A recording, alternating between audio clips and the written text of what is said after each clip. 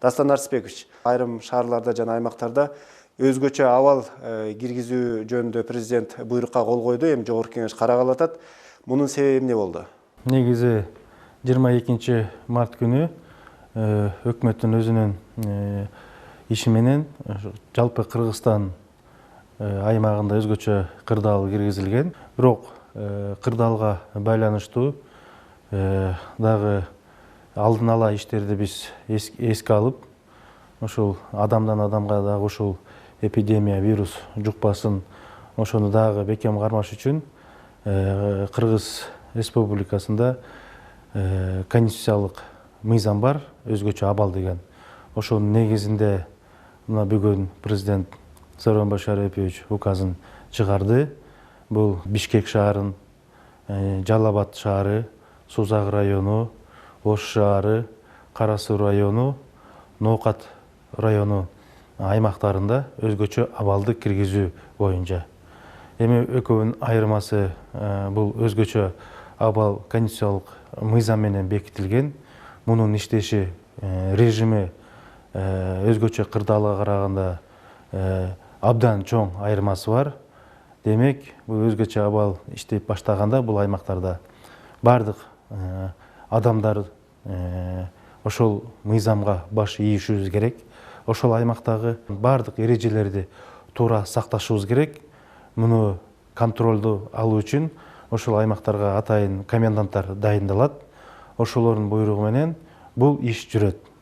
Ал эми бул иш-чаранын жүрүшү 25 марттын саат 8-нен 15 апрелге чейин деп коюлуп атат. Президенттин указын бекитиш үчүн Жогорку Кеңеште саат 3-кө кезексиз жыйынга чакырылды. 3-тө биз жыйын өткөрүп, Жогорку Кеңеште президенттин указын карап, Жогорку Кеңеш токтом кабыл алабыз. Ошондо бул бардык айтылган, жогоруда айтылган аймактарда өзгөчө абалдын иштеши башталат. Эми урматтуу мекендештер, бир гана сураныч. Мына бүгүнкү кырдаалды, дүйнөдөгү болуп жаткан абалды кырдаалды өзүңүздөр көрүп турасыздар. Ошого байланыштуу Кыргызстан мамлекети да өзүнүн эбегейсиз күрөшүн жүргүзүп атат. Эми бул абалдан чыгыш үчүн мына азыркы күндө бул мыйзам каралган. Өзгөчө абал деген ошонун негизинде биз сиздерди тартипке чакырабыз. Эми ушул өзгөчө абалды Жогорку Кеңештин депутаттары бекитип колдоп берип калса, анда ушул мамлекеттик мекемелерге, анын ичинде Жогорку Кеңештин ишине кандай таасир бериши мүмкүн?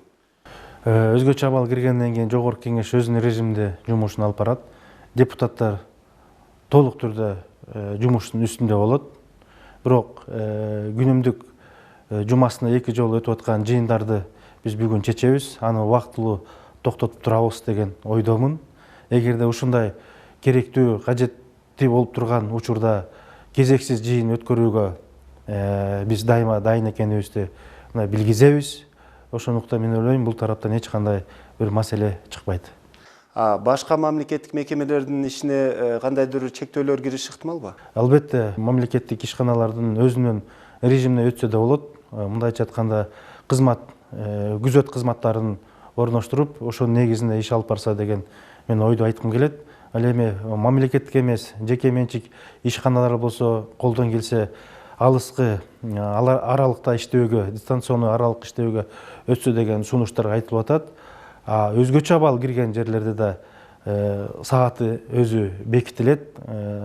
Канча саатта, кайсы убакытта ошо сыртка чыкпоо иретинде бардыгы өзү режим менен көрсөтүлөт.